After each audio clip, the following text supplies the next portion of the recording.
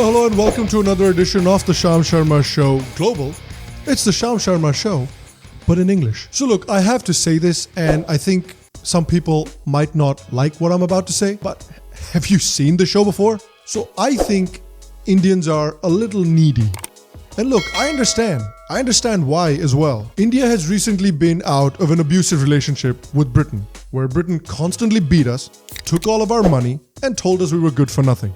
Basically just wrecked our self-esteem. Since then, they've been desperate for validation, especially Western validation. It's kind of a common theme that people often look for validation from the kind of people that destroyed their self-esteem in the first place. And look, I understand there's obviously a pleasant feeling when somebody appreciates your culture and somebody appreciates something that you've created. But it's also true that that sense of inferiority and that low self-esteem has made some Indians particularly needy. They jump at any small morsel of validation that they get from the West. This is why Western channels that react to Indian movies and Indian movie trailers are so popular and get so many millions of views. Please, tell us we're good enough. Calm down, get a hold of yourself. Talking about that sense of inferiority complex, talking about that neediness, talking about that need for validation, brings us to Kamala Harris, who has just been picked by Joe Biden as the vice presidential candidate. And seeing as Joe Biden's brain is literally melting. By the way, it's my little sister Valerie, and I'm Jill's husband. Oh no, this guy. She's very well being looked at currently as a presidential candidate too. So many Indians and many people in the Indian diaspora are absolutely over the moon that a Indian origin person could be the next vice president of the United States and could even be the next president of the United States. Seriously, take it down a notch, you needy bastards, because you completely ignore the fact that her identifying as Indian is a fairly new concept. For pretty much her entire life, she has identified as a Black Baptist woman. And now suddenly, because last year she ran for national office and now she's running for vice president and eventually she might even become president, now that Indian identity is being pushed to the limit because Indian Americans have money. And Indian Americans have previously generously donated to the Democratic Party. So, Uncle Sunil. Money, please. Money, please. And we've seen her various collaborations with like Indian celebrities where they're both celebrating their Indian heritage. Okay, so what we're gonna cook today Okay. is an Indian recipe. Yes. Because Yes. you are Indian. Yes, yes. Okay, and I don't know that everybody knows that, but I find that wherever I go and I see Indian people at the supermarket, on the street, everyone's like, Kamala Harris is Indian, right? It's like our thing we're so excited about to have you running for president. And look, I'm perfectly willing to concede the point that maybe I'm wrong and maybe this is all perfectly genuine. And there are three major issues as to why people might have trouble with Kamala. The first is a lot of people possibly rightly feel like she doesn't deserve to be where she is right now. Because if you remember, the media was completely behind Kamala Harris's campaign in the beginning.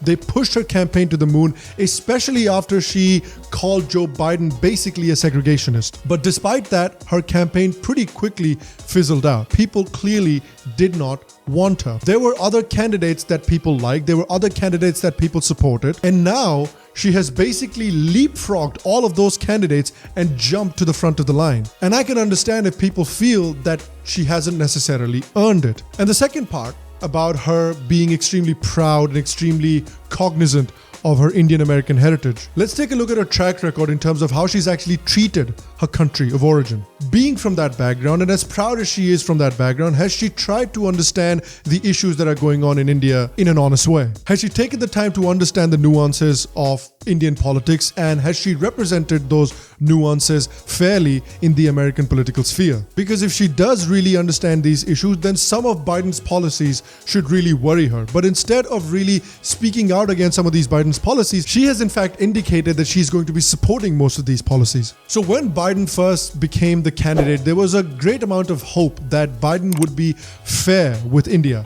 Not favorable, just fair. But that hope is increasingly getting weaker. Remember, Biden is also the recipient of the Hilal-e-Pakistan Award, which is the second highest civilian award in Pakistan, for introducing a $1.5 billion annual non-military grant to Pakistan from 2010 to 2014. This is a $1.5 billion grant every year to Pakistan, which is a known terrorist supporting nation, which is a known terrorist regime. Recently, Biden's campaign page also carried a policy paper that made statements against India's Citizenship Amendment Act and the NRC, and promising that if he was elected, he would raise the issue of Kashmir at international forums. He also said that CAA and NRC are irreconcilable with the country's long traditions of secularism and multi-ethnic and multi-religious democracy. He also said that he plans to hold a global democracy summit, which will focus on combating rising authoritarianism, which is a sly hint towards Donald Trump and Narendra Modi. Biden also removed Amit Jani, who was the Muslim outreach coordinator for his campaign, just because Jani and his family used to be supporters of Narendra Modi.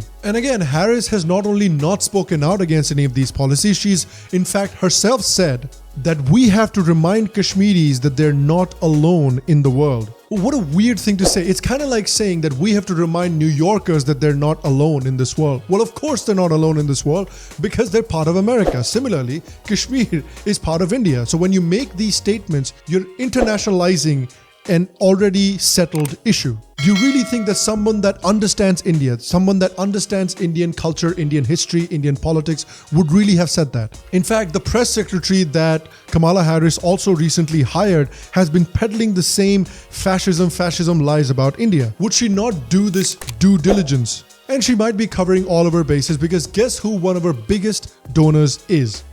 Yes, George Soros, Voldemort himself. George Soros was one of the biggest donors to Harris's 2015 Senate campaign. You may remember that this is a man that had attacked Narendra Modi at Davos at the World Economic Forum last year, where he had basically called Modi an authoritarian, and he had raised concerns about the rising levels of authoritarianism and nationalism in India. This is the same Soros that runs the non-governmental organization called the Open Society Foundation's Human Rights Initiative, whose advisory board chairman is the controversial Indian activist Harsh Mander, the same guy that has been accused in instigating violence in the Shaheen Bagh protests and other crimes. Even the Rajiv Gandhi Foundation has partnered with the Aman Biradari Trust, which belongs to and was founded by Harsh Mander.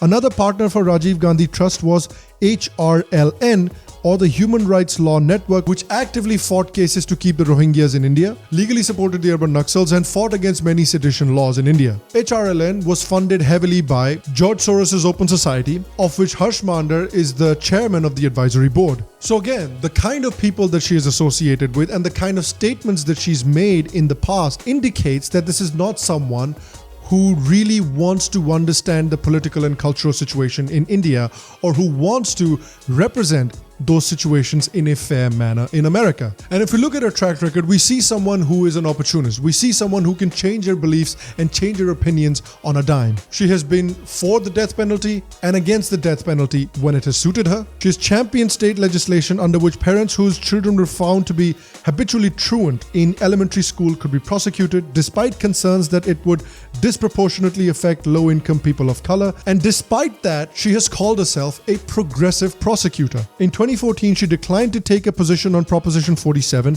a ballot initiative approved by voters that reduced certain low-level felonies to misdemeanors. And after that, she laughed that year when discussing her own marijuana use in a podcast. Have you ever smoked? I have. Okay. Like in And college, I inhaled. I did inhale. Okay. It was a long time ago. And finally, she attacked Biden. She basically called him a segregationist, and she said that she believes Biden's accusers. I believe them, and I respect them being able to tell their story and having the courage to do it. And now they're best friends. Seriously, Democrats are sitting celebrating in their house while the Me Too movement is in a shallow grave in their backyard. She even admitted to Stephen Colbert in an interview that she was lying about what she said on the debate stage. In those debates, you landed haymakers on Joe Biden. And now I believe you that you're fully supportive of him. How does that transition happen? It was a debate. that the whole reason, literally, it was a debate. It was called a debate. I understand. Everyone traveled to the debate. There were journalists there covering the debate where there would be a debate. So basically, none of the stuff that was said on the stage was true. It was all performance. Even Stephen Colbert is like, huh? So again, I'm willing to concede in the future that she's actually pretty genuine and she actually does care about her Indian roots. But so far, the evidence has pointed to an opportunist who is using her identity for some woke points and for those delicious Indian American dollars. And I want to ask you, is that someone who the diaspora should just take at face value? Or is it someone whose track record needs to be examined more closely? Let me know what you think in the comment section down below. Once again, guys, if you liked today's episode, make sure to leave a like, leave a thumbs up. It helps me out. It helps the channel out a great deal as well. If you like the Sham Sharma show, if you like this new channel as well, and if you'd like to support both of the channels, make sure to click on the Patreon link in the description and become a patron of the show. And if you like the Sham Sharma show global, if you haven't subscribed already, and if you still like the content that we make here, well, what are you waiting for? Make sure to click on the subscribe button. Make sure to press the bell icon as well and become a subscriber of the show. And check out the episodes here and the episode here that we have of the show as well. I'm sure you'd like them too. I will see you for the next episode. And until then, stay happy, stay healthy, and I'll see you guys soon.